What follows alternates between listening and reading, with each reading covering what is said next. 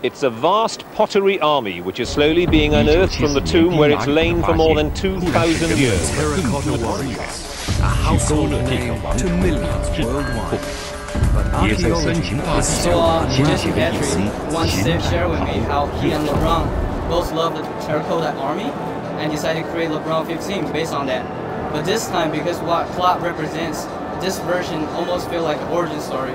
So what is the concept behind these colors and textures?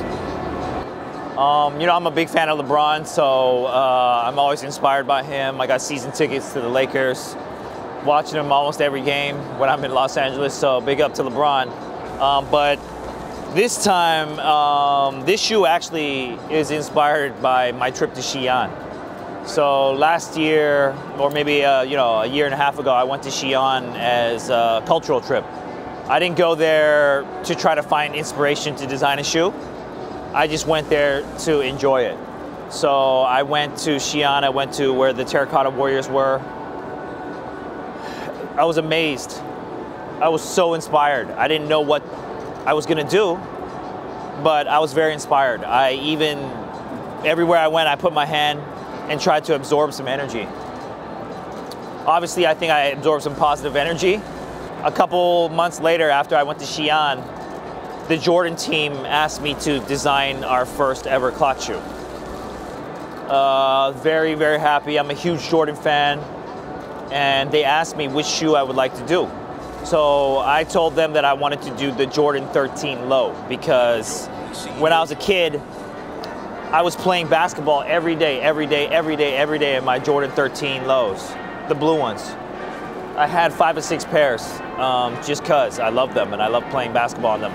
My shoe was I played basketball so bad, the bottom was all even, all the traction was gone. So that was the first part, is the 13. And after thinking about how to tell a story, because what we try to do at CLOT is we try to not only change colorways or fabric patterns, we try to give a full story to the shoe. So as I was looking at the panel on the 13s, I remembered the armor that was on the Terracotta Warriors. And I thought, this is interesting. How do we put this into a design of the shoe? What colorways should we use? Now, a lot of times when you see Jordan 13s, they're very easy colorways, meaning white with reds, white with blacks, you know, blacks with blues. So this time, this colorway is actually inspired by the patina on most of the Terracotta Warriors. If you go and see it, there's a little bit of, you know, these colors, these earth tone colors with a very unique pink on it. And that's because the soldiers are oxidized.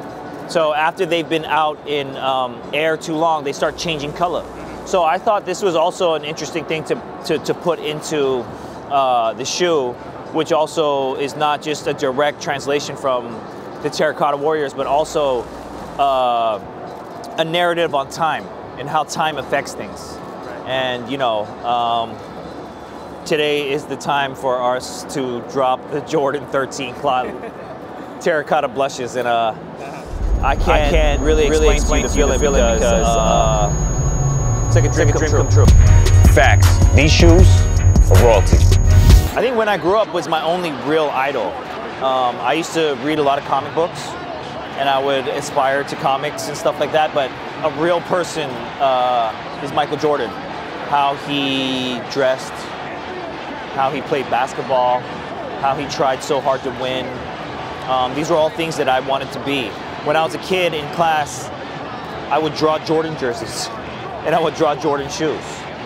So to actually be able to draw something and have it actually be on a Jordan shoe was amazing.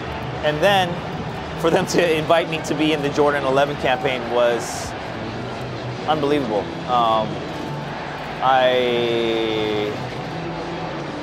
I was speechless. I don't really know what to say. I'm still kind of like, oh my God, is this real? My mom and my sisters saw the commercial and they were almost crying, because I used to always be out in front pretending to be Jordan, like, Jordan, you know, Jordan.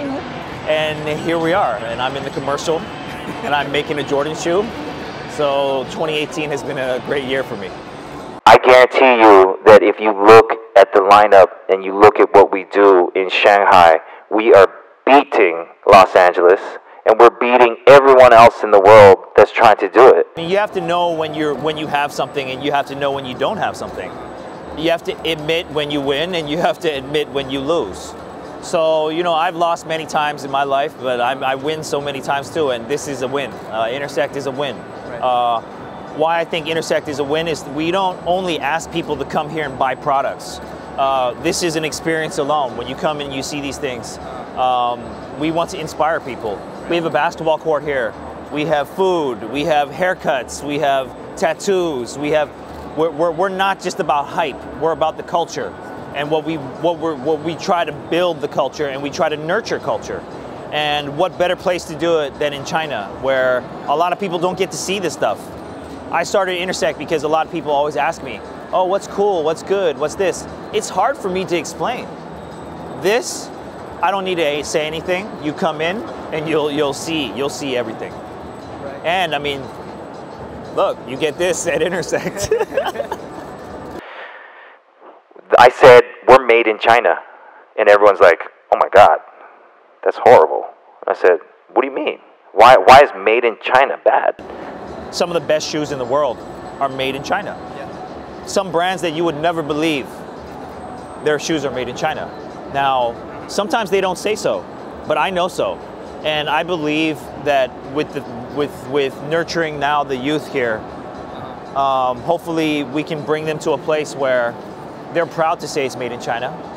And we put pride in our work, which means we do good work and we spend time and care to detail and care about how it represents us as people.